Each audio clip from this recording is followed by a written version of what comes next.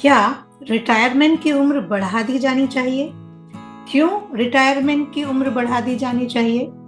क्या इसके कुछ फायदे हैं? और यदि फायदे हैं, तो विरोध क्यों हो रहा है?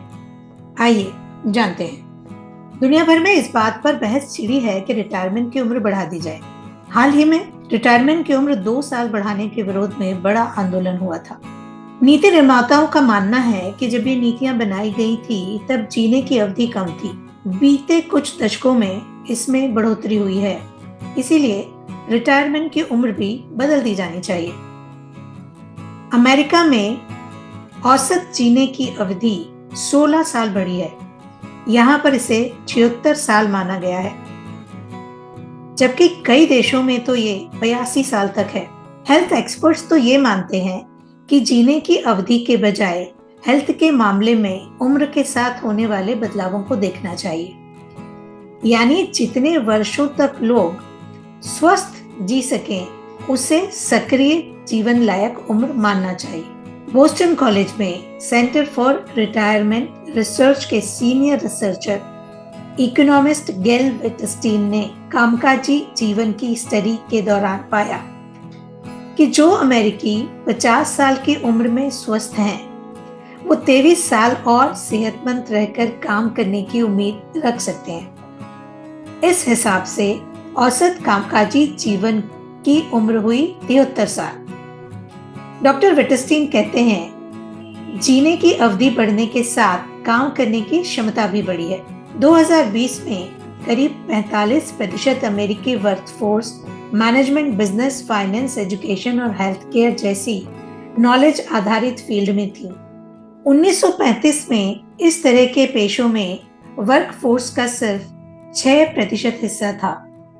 सदर्न कैलिफोर्निया यूनिवर्सिटी में जेरोंटोलॉजी एक्सपर्ट डॉक्टर पिचम कोहेन मानते हैं, सेहत के नजरिए से इन क्षेत्रों में 65 से कम उम्र में रिटायरमेंट का कोई मीनिंग ही नहीं है। सिर्फ शारीरिक श्रम वाले क्षेत्रों में इसे सही ठहराया जा सकता है। जॉर्जिया यूनिवर्सिटी में जेरोंटोलॉजी इंस्टीट्यूट की डायरेक्टर लीजा रेंजी हेमन कहती हैं, नॉलेज आधारित क्षेत्रों में 70 की उम्र में रिटायरमेंट सही माना जा सकता है। हमारी बौद्धिक क्षमता 70 की उम्र में भी हमें अच्छी तरह रखने में सक्षम है।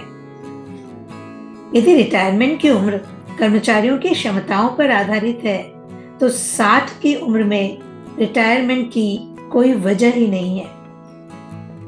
कामकाज, ध्यान व स्मृति के लिए महत्वपूर्ण मस्तिष्क के प्री फ्रंटल कॉर्टेक्स की क्षमता 45 की उम्र में घटने लगती है, पर बाकी हिस्से इस नुकसान की भरपाई कर देते हैं।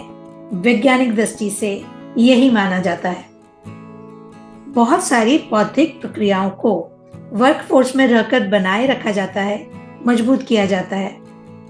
इसलिए जब कुछ लोग काम करना बंद कर देते हैं, तो उनकी मानसिक व शारीरिक सेहत गिरने लगती है।